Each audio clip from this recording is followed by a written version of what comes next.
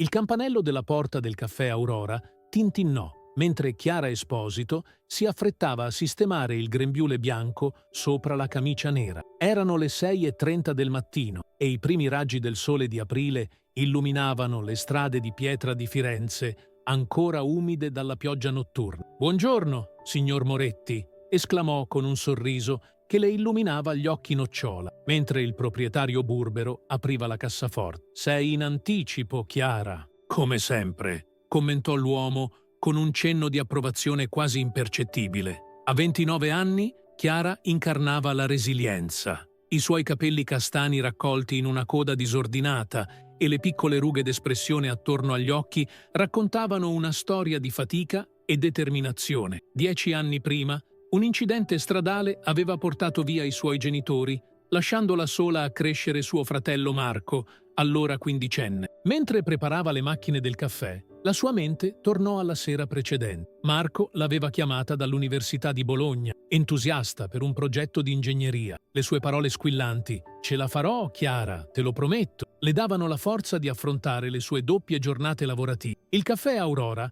rappresentava il suo mondo diurno, le 6:30 alle 4. Poi, dopo una pausa di un'ora, iniziava il turno serale alla pizzeria da Michele, fino a mezzanotte. Solo così riusciva a pagare l'affitto del suo minuscolo appartamento in periferia e le tasse universitarie di Marco. Un giorno sussurrò mentre allineava tazzine di porcellana sul bancone: «Avrò la mia gelateria». Era più di un sogno. Era un progetto dettagliato che teneva nascosto in un quaderno blu sotto il materasso. Pagine e pagine di ricette, calcoli finanziari, schizzi di arredamento. La gelateria dei sogni avrebbe servito gelato artigianale con ingredienti locali e stagionali, in un piccolo locale vicino al Ponte Vecchio. I clienti abituali iniziarono ad arrivare. C'era il signor Belli, professore di storia dell'arte in pensione, che ordinava sempre un espresso doppio e un cornetto alla crema. La signora Ricci, che vendeva fiori al mercato, preferiva un cappuccino con poco zucchero. L'avvocato Ferretti voleva il suo macchiato servito a una temperatura precisa. Chiara li conosceva tutti, ricordava le loro preferenze, i loro anniversari, i nomi dei loro nipoti. Non era una strategia di vendita, era il suo modo di essere. Chiara possedeva quel rarissimo dono di fare sentire ogni persona importante, anche durante un'interazione di pochi minuti. «Come sta tua figlia oggi, signora Lombardi? L'esame di matematica è andato bene?» chiedeva, mentre serviva un caffè. «Alessandra ha preso un 8. Grazie per aver chiesto, cara», rispondeva la cliente, sorpresa che Chiara ricordasse un dettaglio menzionato giorni prima. Le ore passavano velocemente tra ordini, pulizie e brevi conversazioni. I turisti entravano e uscivano, affascinati dall'autenticità del locale e dalla gentilezza della cameriera dai grandi occhi espressivi. A fine giornata, mentre puliva i tavoli, Chiara estrasse dal taschino il suo barattolo della fortuna, un piccolo contenitore di vetro dove ogni giorno inseriva qualche moneta di mancia. Era il suo fondo per la gelateria, cresciuto centesimo dopo centesimo in 4 anni di lavoro. Ancora troppo poco, ma era un inizio. Quella sera, tornando a casa dopo il secondo turno, Chiara si permise di fare una piccola deviazione. Si fermò davanti a un negozio vuoto con un cartello «Affittasi» sulla vetrina polverosa. Era piccolo, necessitava di ristrutturazione, ma si trovava in una stradina pittoresca non lontano dal centro. Chiara appoggiò la fronte al vetro, immaginando l'insegna «Gelato di Chiara» e il bancone di marmo con vaschette di gelato dai colori vivaci. «Un giorno», mormorò con un sorriso stanco, «un giorno questo sarà il mio posto». Con quel pensiero confortante riprese il cammino verso casa, ignara che il destino stava per sconvolgere completamente la sua vita. Era un mercoledì pomeriggio di inizio maggio, uno di quei giorni in cui Firenze mostrava il suo splendore primaverile. Il caffè Aurora era insolitamente tranquillo dopo l'ora di pranzo, con solo 2 tavoli occupati da turisti americani che consultavano le loro guide. Chiara approfittò della calma per riordinare il bancone dei dolci quando il campanello della porta annunciò l'ingresso di un nuovo cliente. Un giovane alto si diresse verso un tavolo nell'angolo più appartato del locale. Indossava un cappellino nero calato sugli occhi e occhiali da sole, nonostante fosse all'interno. Il suo abbigliamento sportivo, semplice ma evidentemente costoso, contrastava con l'atteggiamento di chi cerca di passare inosservato. «Buongiorno», lo salutò Chiara avvicinandosi con il suo consueto sorriso. «Posso aiutarla?» Il giovane sollevò leggermente lo sguardo. Anche attraverso gli occhiali scuri, Chiara poté percepire un'espressione affaticata, forse triste. «Un caffè, per favore», rispose con voce bassa. «E avete qualcosa da mangiare?» «Certamente. Le consiglio la torta di mele fatta questa mattina. È la specialità della casa». Il giovane annuì senza aggiungere altro. Mentre Chiara si allontanava per preparare l'ordine, lanciò un'occhiata alle sue spalle. C'era qualcosa di familiare in quel cliente, ma non riusciva a identificarlo. Non che avesse tempo per seguire celebrità o eventi mondani, la sua vita era troppo piena di responsabilità concrete. Tornando con l'ordine, notò che il giovane fissava il cellulare con un'espressione ancora più cupa. «Ecco il suo caffè e la torta di mele», disse posando il vassoio. Poi, invece di allontanarsi come avrebbe fatto normalmente, aggiunse: «Sa, dicono che il caffè fiorentino abbia poteri magici». Il giovane alzò lo sguardo, sorpreso. «Davvero? Oh sì», continuò Chiara con un sorriso complice. «Può trasformare anche la giornata più grigia in un capolavoro, almeno per 10 minuti». Un accenno di sorriso apparve sulle labbra del giovane. «Ne avrei bisogno», mormorò, più a se stesso che a lei. Chiara percepì qualcosa di profondamente triste in quelle parole. Normalmente avrebbe rispettato la privacy del cliente, ma qualcosa la spinse a continuare la conversazione. «Sa», disse abbassando la voce come se stesse condividendo un segreto, «mia nonna diceva sempre che i momenti difficili sono come le salite ripide. Fanno male alle gambe, ma offrono le viste migliori». Il giovane la guardò con maggiore attenzione, togliendosi gli occhiali da sole. I suoi occhi azzurri, intensi e penetranti,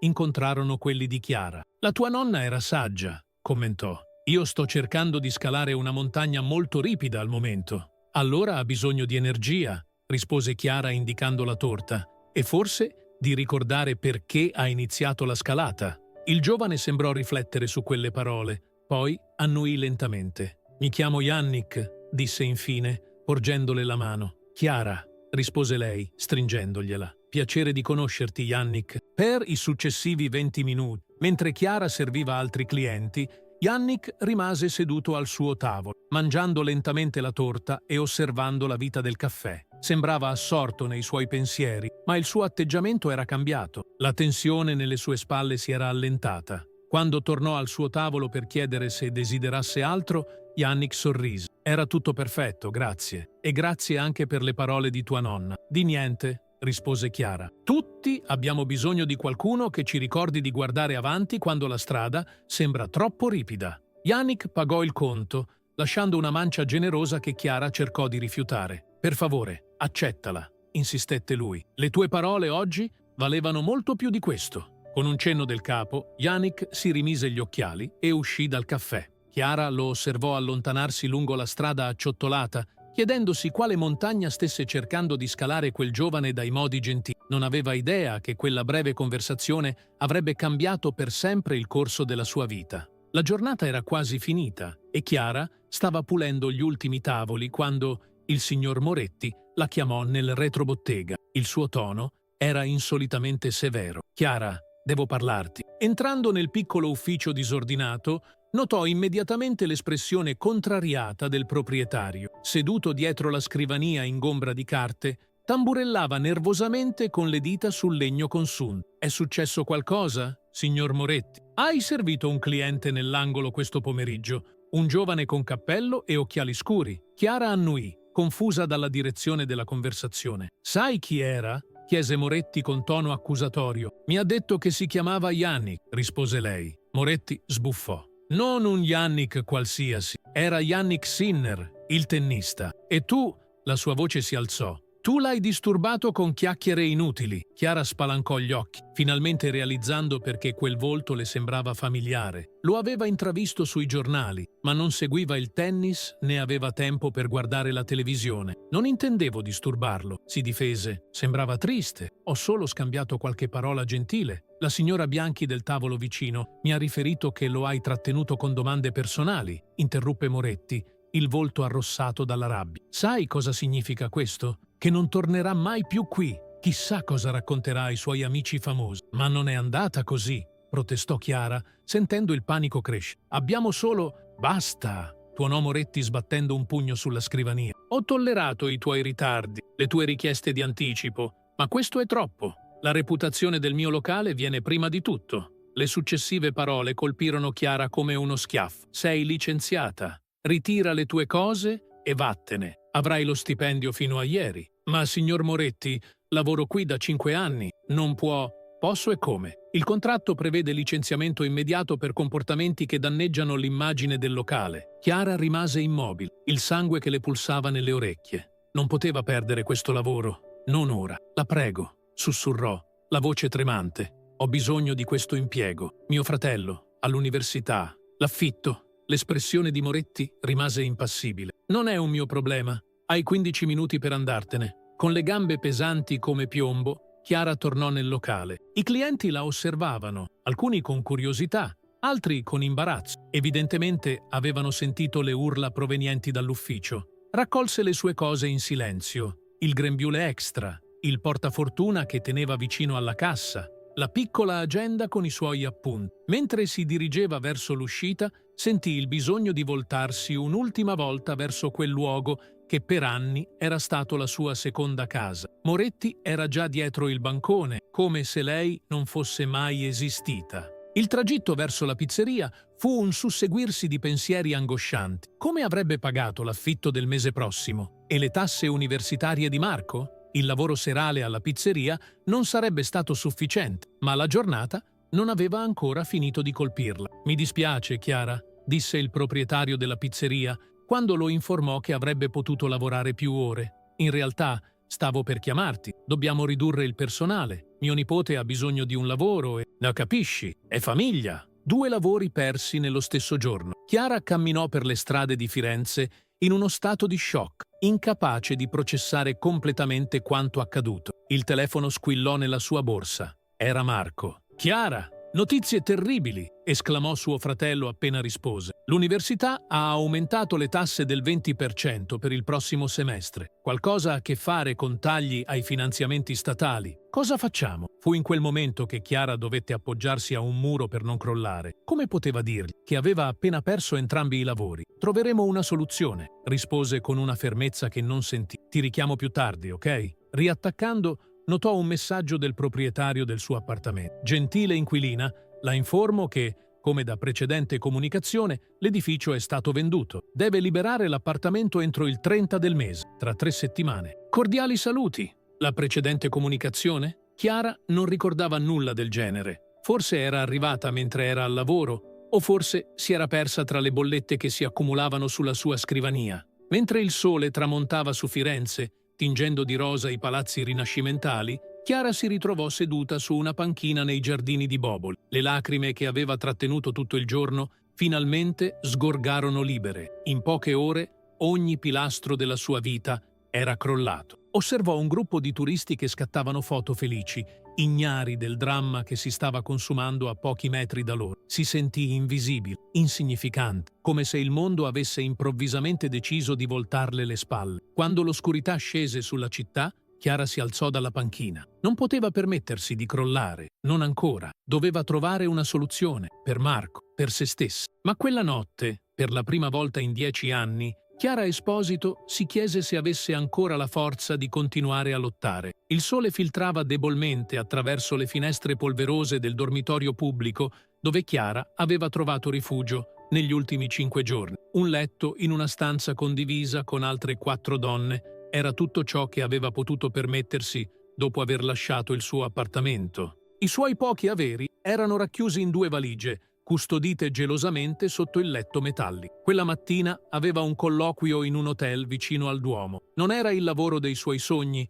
ma avrebbe pagato le bollette. Marco era all'oscuro della gravità della situazione. Gli aveva detto solo di aver cambiato appartamento per risparmiare. «Signorina Esposito?» chiamò la responsabile del dormitorio dalla porta. «C'è un signore che chiede di lei». Chiara aggrottò la fronte. Non aspettava nessuno e nessuno sapeva che si trovava lì, tranne l'assistente sociale che l'aveva aiutata a trovare il posto. Nella piccola sala d'attesa l'attendeva un uomo sulla cinquantina, in abito grigio e con una cartelletta sotto il braccio. Il suo aspetto curato e professionale sembrava fuori posto in quell'ambiente spartano. «Signorina Esposito, sono l'avvocato Riccardo Belli», si presentò, porgendole la mano. «Rappresento un cliente che desidera comunicare con lei». «C'è un errore», rispose Chiara confusa. «Non ho nessun affare legale in corso». L'avvocato sorrise gentilmente. «Non si tratta di un contenzioso. Il mio cliente desidera rimanere anonimo per il momento, ma mi ha incaricato di consegnarle personalmente questa lettera».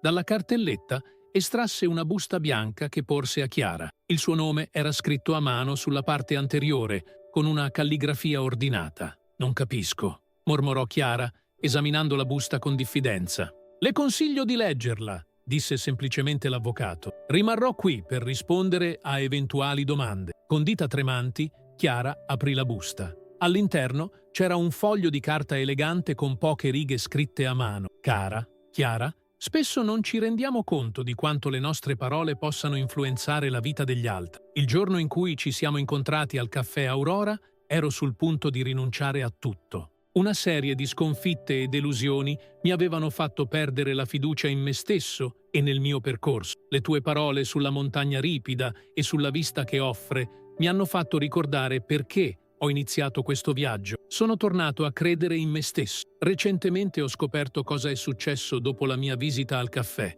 e sono profondamente dispiaciuto per le conseguenze che ha avuto per te. Vorrei rimediare, se me lo permetti. Con gratitudine, Yannick Chiara rilesse la lettera 2 volte, incredulo. Yannick Sinner le aveva scritto personalmente. E cosa intendeva con rimediare? «C'è dell'altro», disse l'avvocato, interrompendo i suoi pensieri. Le porse un secondo documento. «Questo richiede la sua firma». Era un contratto di affitto per un locale commerciale. Chiara riconobbe immediatamente l'indirizzo. Era il piccolo negozio vuoto che aveva ammirato tante volte, sognando di trasformarlo nella sua gelateria. «Non capisco», balbettò.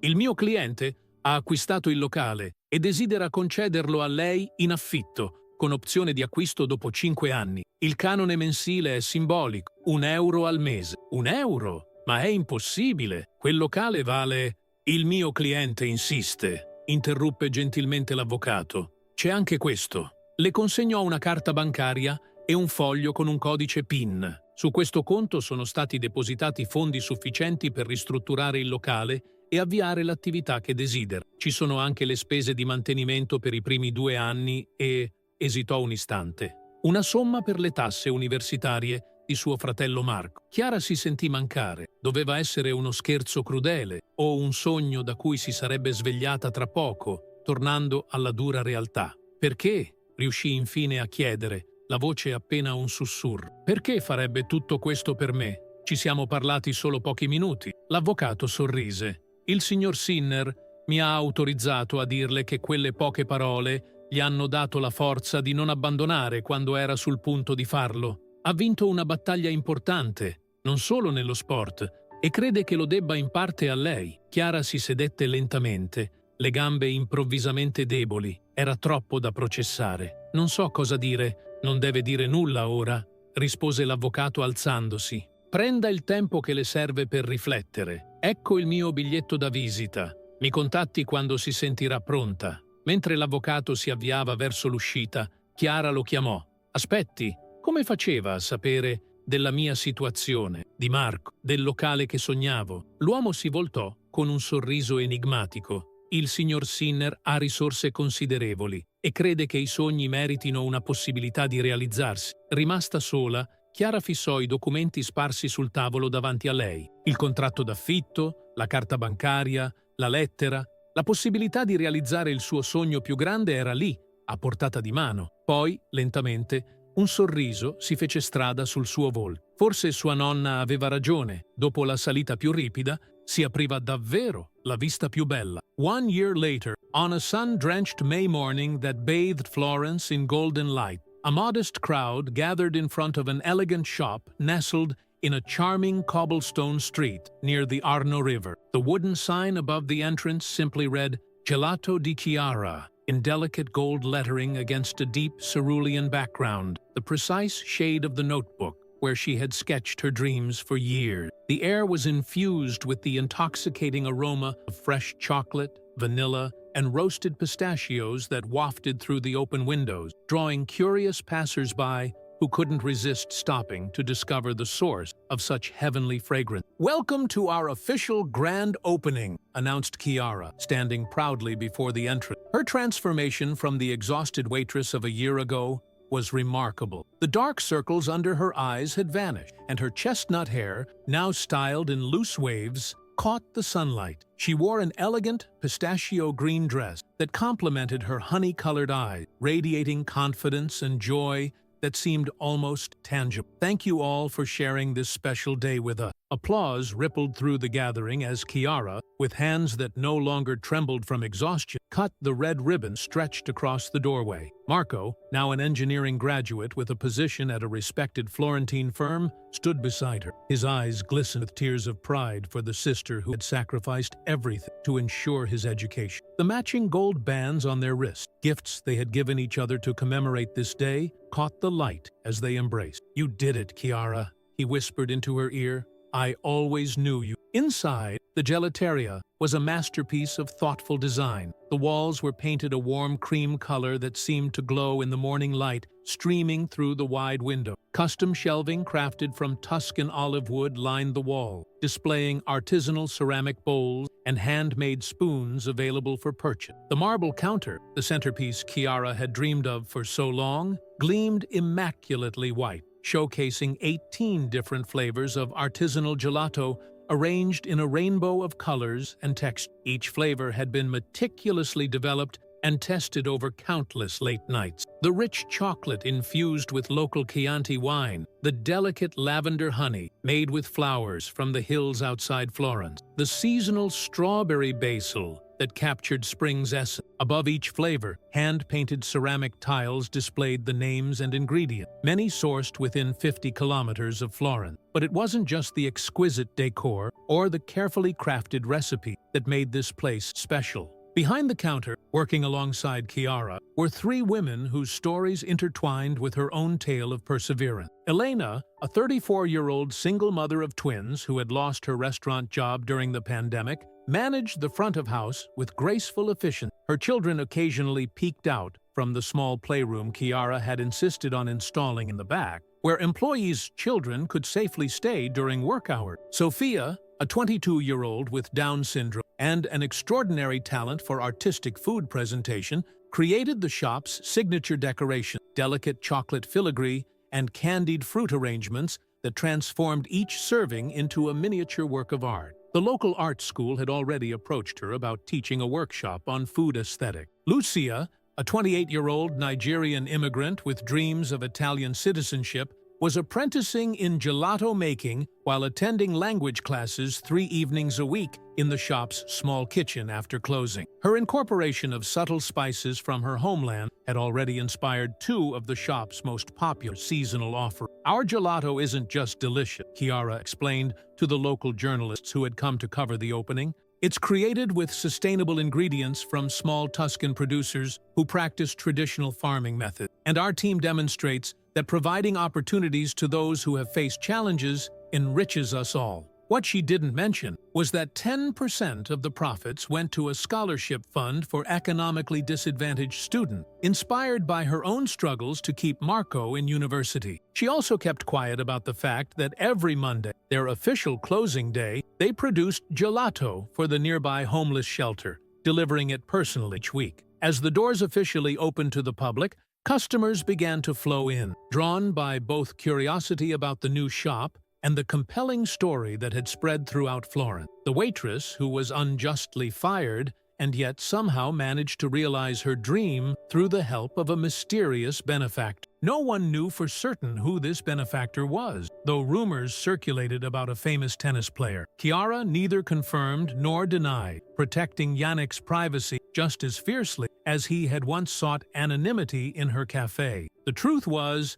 that she hadn't had direct contact with Yannick Sinner since receiving his life-changing offer. Attorney Belli remained her only point of reference, handling the legal and financial aspects of their arrangement. Chiara had insisted that the money be documented as an official loan with a long-term repayment plan. She didn't want charity. She wanted an opportunity to prove her worth. A small brass plaque near the entrance was the only acknowledgement of her benefactor. Some mountains are worth climbing for the view they offer. Most customers assumed it was just a poetic sentiment, not knowing it referenced the conversation that had changed 2 lives. At noon, when the shop was bustling with enthusiastic patrons, sampling flavors and taking photos for social media, Marco approached his sister with an enigmatic smile. "There's someone who would like to speak with you," he said, his voice barely containing his excitement. In the small office at the back, Chiara looked at him quizzically. The office was her private sanctuary, where she kept her accounts and developed new recipes. Few people were allowed entry. "Who is it?" she asked, untying her apron. Marco just smiled wider. "You should see for yourself." Intrigued, Chiara made her way through the kitchen, greeting her staff as she passed. She paused briefly at the office door, straightening her dress and taking a deep breath before turning the handle. Opening the door, she froze on the threshold, her heart skipping a beat. A tall young man was examining the wall where she had hung photographs documenting the shop's transformation. From the initial renovation work to the installation of the gelato machines, to training sessions with her team. He wore the now familiar baseball cap, pulled low, and dark sunglasses, though they were indoors. "Yannick?" she whispered, recognizing him despite his attempt at disguise. He turned with a shy smile that transformed his usually serious face. "I hope I'm not intruding on your big day." For a moment, neither spoke. The silence wasn't awkward, but filled with unspoken significance. There was so much to say, yet words seemed inadequate for the journey they had both undertaken since that fateful day in the cafe. "Thank you," Chiara finally said, her voice thick with emotion. "Not just for all of this, but for believing in me when I had stopped believing in myself." Yannick shook his head, removing his sunglasses to reveal those intense blue eyes that had once looked so defeated. "I'm the one who should thank you. Your words that day, you have no idea how they were exactly what I needed to hear." He approached the desk where a copy of the business plan Chiara had prepared for the gelateria lay open. It was dog-eared and coffee-stained now, marked with countless annotations and revisions over the past year. "This is impressive," he remarked, carefully leafing through the business plan. His fingers traced the meticulously crafted financial projections and inventory management system. "You've thought of everything, from seasonal ingredient sourcing to staff healthcare benefits. This isn't just a business plan, it's a vision for a community." Yannick paused at a page containing hand-drawn sketches of gelato decoration, clearly done years before when the shop was just a distant dream. The care in those drawings revealed years of longing and planning that had finally materialized. "I had years to plan," Chiara replied with a bittersweet smile, watching him examine her life's work. Her mind flashed back to countless nights, sketching ideas by candlelight when she couldn't afford electricity, to recipe experiments conducted in her tiny apartment kitchen after exhausting double shift. "And a year to execute, but I want you to know that I will repay every cent. I've already started setting aside a portion of our monthly profit. I've opened a special account that—" Yannick interrupted her with a gentle but firm gesture, his palm raised. The championship ring on his finger caught the light, a reminder of the victory he'd claimed after their fateful meeting. "That's not important, Chiara," he said, his voice softer than she remembered. "Look at what you've created here." He gestured toward the photographs on the wall, images showing the transformative journey of both space and the people within it. One particularly moving photo showed Elena's twins helping paint the wall, their faces speckled cream-colored paint. "What matters is that you're fulfilling your dream, and that you're helping others find their path along the way. Some debts can't be measured in euros." His eyes met hers with an intensity that transported them both back to that cafe table, where a few sincere words had altered the trajectory of their lives. The comfortable silence between them was broken by the harmonious symphony of the gelateria in full swing. The cheerful greetings of Sophia, welcoming customer, the melodic Italian-accented English of Lucia, explaining flavor combinations to American tourists, the joyful squeals of children receiving their first taste of authentic Florentine gelato, the sounds of joyful customers and laughing staff drifted through the partially open door. The life Kiara had always desired had become reality, surpassing even her most optimistic projections. A financial magazine had featured the shop last month, marveling at how the gelateria was already turning a profit by its third month, almost unheard of for a new business in Florence's competitive culinary landscape. The bank actually called to verify our earnings report, Kiara confessed, with a hint of pride. They thought there must be an error in our accounting. Yannick's eyes crinkled with genuine pleasure at her success. I'm not surprised. Your passion was obvious even during our brief conversation. It radiates through everything you touch. A comfortable silence fell between them, filled with unspoken understanding and mutual respect. I'd love for you to meet my team, she said finally, smoothing her dress nervously. They're extraordinary people with their own mountains they're climbing. Elena is putting her twins through school while taking night classes in business management. Sophia is preparing for an art exhibition next month. And Lucia? I'd like that very much, Yannick responded, his eyes warm with genuine interest. But first, may I taste your gelato? I hear the pistachio is special. The food critic from La Repubblica called it a revelation in green in last Sunday's paper. Kiara laughed, a sound of pure happiness that echoed off the walls. It was a sound she had almost forgotten how to make during those darkest days a year ago. My grandmother's secret recipe, made with pistachios from Sicily and a touch of honey from Tuscany. Her voice softened. The same grandmother who talked about mountains and the best views. She would have loved to see this place. She reached for a small locket around her neck. Inside was a tiny photograph of the grandmother who had raised her after her parents died, whose wisdom had inadvertently saved her when all seemed lost. As they walked together back into the main shop, Kiara's hand briefly brushed Yannick. Neither acknowledged the touch, but neither pulled away immediately either. Kiara reflected on the unpredictable path that had brought her from fired waitress to successful entrepreneur, from homeless to a pillar of her community,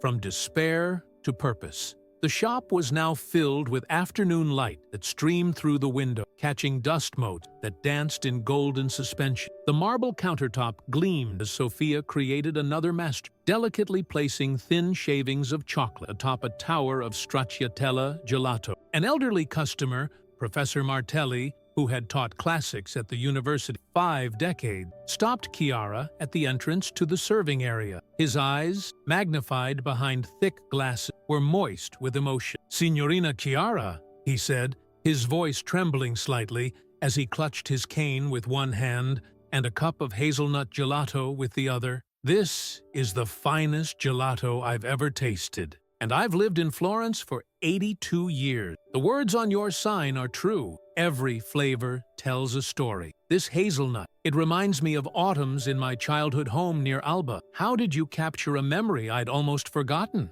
Kiara smiled, glancing at Yannick, who was discreetly observing the scene, his presence unrecognized by the other patrons despite his fame. "Yes," she replied to the professor, gently touching his weathered hand. "And sometimes the most beautiful stories begin in the most unexpected moment, when we think all hope is lost." The professor nodded sagely, as if she had expressed a profound philosophical truth. Perhaps she had. On the wall behind the counter, framed in reclaimed olive wood harvested from a centuries-old grove outside Florence, was a hand-calligraphed quote in flowing gold script. "The steepest mountains offer the most beautiful view." The calligraphy had been Sophia's first project when Kiara hired her, the delicate flourishes revealing both her artistic talent and the tremor in her hands that she had learned to incorporate into her art rather than fight against. It served as a daily reminder to everyone who entered that difficulties, however painful, can lead to vistas we could never have imagined from the safety of level ground. Kiara led Yannick to the special corner table, reserved for family and friends, where Marco was waiting with a selection of the day's best offerings arranged on a hand-painted ceramic platter. As she scooped a generous portion of pistachio gelato